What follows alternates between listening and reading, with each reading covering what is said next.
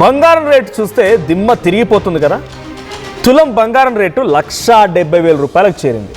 లేదు పోనీ ఆల్టర్నేట్గా వెండి కొందామనుకుంటే కిలో సిల్వర్ రేట్ ఏకంగా 4 లక్షల రూపాయలకు చేరింది. అసలు ఏం జరుగుతోంది? ఒక సామాన్యుడికి బంగారం వెండి అందకుండా పోతాయా? ఈ రేట్లు ఇలాగే ఉంటాయా, మళ్ళీ తగ్గుతాయా? ఇలాంటి అనుమానాలు బహుశా మీ అందరిలో కలిగే ఉంటాయి కదా బాస్.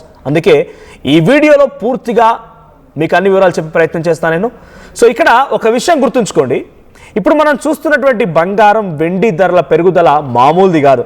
ఇది ఒక సునామీ లాంటిది. గతంలో 2011లో 2020లో కూడా ఇదే స్థాయిలో చాలా ఘోరాతి ఘోరంగా ఎక్కువ స్థాయిలో బంగారం ధరలు పెరిగిపోయాయి.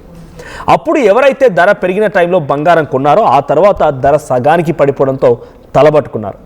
నేను చెప్తున్నది అదే.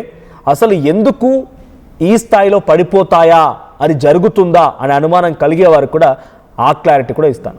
అసలు ఎందుకు బంగారం వెండి ఇంతలా పెరుగుతున్నాయి అనే విషయం పైన ఒక్కసారి పీసర్ గ్రాఫిక్ ప్లే చేయండి.